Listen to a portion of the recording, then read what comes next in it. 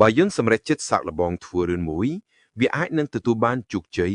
ឬអាចទទួលបានបទពិសោធន៍បរាជ័យប៉ុន្តែប្រសិនបើយើងខ្លាចចំពោះការសាកល្បងយើងនឹងមិនអាចទទួលបានអ្វីទាំងអស់យើងប្រហែលជាធ្លាប់គិតឬក៏ធ្លាប់បាននិយាយថាខ្លួនយើងបរាជ័យហើយដោយសារតែយើងមិនទទួលបានជោគជ័យចំពោះការងារឬការប្រកួតប្រជែងណាមួយដែលយើងបានដាក់ការរំពឹងចំពោះវាថាខ្លួនឯងអាចធ្វើបានប៉ុន្តែការពិតទៅវាមានន័យបែបនេះទេបរាជ័យមិនមែនជាការខកបំណងទេបរាជ័យមួយដ៏ធំបំផុតនៅក្នុងជីវិតរបស់យើងគឺការបោះបង់ចោលការតស៊ូព្យាយាមវាគ្មានពាក្យថាបរាជ័យទេដរាបណាយើងនៅតែមិនទាន់បោះបង់ចោលការតស៊ូរបស់ខ្លួននៅឡើយប៉ុន្តែវាជំនួសមកវិញនៅបទពិសោធន៍ជីវិតពេលជួបឧបសគ្គកាន់តែធំយើងនឹងប្រើកម្លាំងកាន់តែច្រើនដើម្បីយកឈ្នះវាហើយវាប្រកបណាស់ថានៅពេលណាដែលយើងជួបឧបសគ្គកាន់តែធំប៉ុណ្ណានោះជោគជ័យដែលយើងនឹងទទួលបានក៏កាន់តែធំប៉ុណ្ណោះដែរការជំនះចំពោះការលំបាកកាន់តែច្រើនវានឹងធ្វើឲ្យយើងបានស្គាល់ខ្លួនឯងកាន់តែច្បាស់ជាងមុនគឺស្គាល់ថា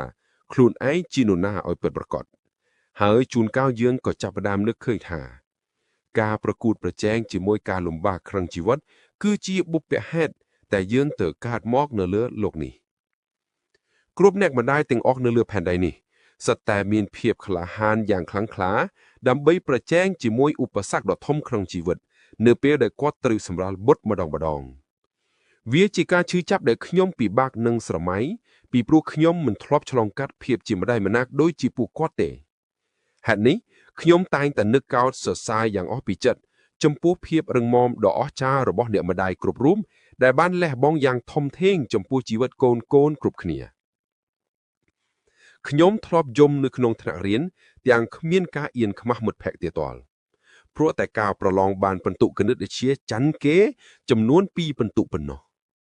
កាលនោះខ្ញុំត្រឹមតែគិតថាខ្លួនឯងបរាជ័យហើយចំពោះការប្រឡងនោះហើយខ្ញុំមិនគួរធ្វើវាឲ្យមានកំហុសទៀតតលទេសោះខ្ញុំខ្មាស់គេព្រោះតែខ្ញុំរៀនមុខវិជ្ជានេះគ្រាន់បើជាងគេនៅក្នុងថ្នាក់រៀនប៉ុន្តែទីបំផុតបែរជាត្រូវខ្មាស់គេទៅវិញប៉ុន្តែពេលដែលខ្ញុំធំឡើងខ្ញុំក៏ចាប់ផ្ដើមគិតយល់ច្រើនជាងមុនអំពីរឿងអស់ទាំងនេះខ្ញុំអាចគិតនឹងឆ្វេងយល់បានខ្លះៗថាវាមិនមែនជាបរាជ័យទេប៉ុន្តែវាគ្រាន់តែជាការខកចិត្តដែលខ្ញុំដាក់ការរំពឹងខ្ពស់ពេកចំពោះការងារនោះថាវានឹងល្អខ្ញុំចាប់ផ្ដើមយល់ថាការរំពឹងទុកមានកាន់តែច្រើនប៉ុណ្ណាវាក៏មានរឿងខកបំណងកាន់តែច្រើនប៉ុណ្ណឹងដែរតែចំពោះចំណឿចិត្តវិញបើយើងអាចបង្កើតឲ្យមានច្រើនប៉ុណ្ណាការខំប្រឹងប្រែងនឹងមានឡើងវិញប៉ុណ្ណោះ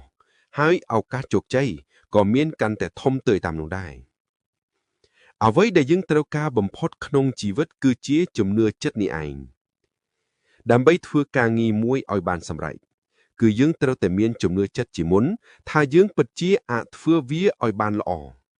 វាពិតជាសំខាន់ខ្លាំងណាស់ពីព្រោះនៅពេលដែលយើងអស់ជំនឿចិត្តទោះជាយើងមានពេលវេលាច្រើនដើម្បីធ្វើការងារមួយចំនួនក៏យើងមិនអាចធ្វើវាឲ្យបានល្អដែរជំនឿចិត្តជាមូលហេតុដែលធ្វើឲ្យយើងតស៊ូដោយមិនបោះបង់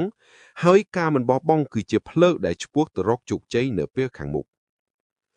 សូមសាកល្បងស្រមៃមើលថាកីឡាករជើងឯកលំដាប់ពិភពលោកដែលអាចឈរកាន់ពានរង្វាន់នៅកណ្ដាលផោងមហាជនរាប់ម៉ឺនញ៉ាក់តែគេអាចធ្វើបានយ៉ាងម៉េចបើគេមិនមានជំនឿចិត្តចំពោះខ្លួនឯងជាមុនទេនោះយើងមិនអាចដឹងបានទេថាមួយជំហានបន្ទាប់ដែលសម្រេចចិត្តឈានដើរទៅមុខវានឹងមានរឿងអ្វីខ្លះដែលត្រូវកើតឡើងនោះទេប៉ុន្តែអ្វីដែលយើងត្រូវតែប្រកាសក្នុងចិត្តជានិច្ចគឺយើងត្រូវតែឈានជើងដើរទៅមុខជាមួយជំនឿចិត្តដ៏មុតមាំបំផុតយើងត្រូវតែជឿជាក់ថាយើងអាចធ្វើបានហើយដែលខាតគឺយើងនឹងមិនបោះបង់ចោលការតាំងចិត្តនេះពន្ធកណ្ដាលផ្លូវឡើយមិនបាច់សុំឲ្យជីវិតនេះជួបតែរឿងងាយស្រួលពេកទេសុំត្រឹមតែយើងអាចមានបញ្ញាវាងវៃដើម្បីដោះស្រាយបញ្ហាលំបាកនោះគឺបានហើយពេលទទួលបានជោគជ័យក៏មិនត្រូវភ្លេចខ្លួន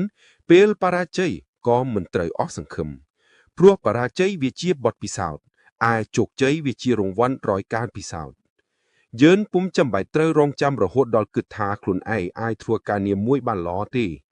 ប៉ុន្តែការងារច្បាស់ជានឹងបង្រៀនយើងមិនខានតាមរយៈការពិសោធន៍ជាមួយវាដោយផ្ទាល់ដៃដោយសារតែខ្លាចបរាជ័យទើបយើងគ្មានសូម្បីតែឱកាសដើម្បីរៀនពីកំហុសដោយសារតែខ្លាចធ្វើខុសទើបយើងគ្មានសូម្បីតែឱកាសដើម្បីចាប់ផ្ដើមធ្វើដោយសារតែយើងមិនព្រមចាប់ផ្ដើមធ្វើអ្វីទាំងអស់ទើបយើងមិនស្គាល់ថាអ្វីទៅជាបរាជ័យអ្វីទៅជាកំហុសអ្វីទៅជាមេរៀននិងអ្វីទៅដែលសមនឹងឲ្យយើងសប្បាយចិត្តនឹងការរស់នៅរាល់ថ្ងៃនេះ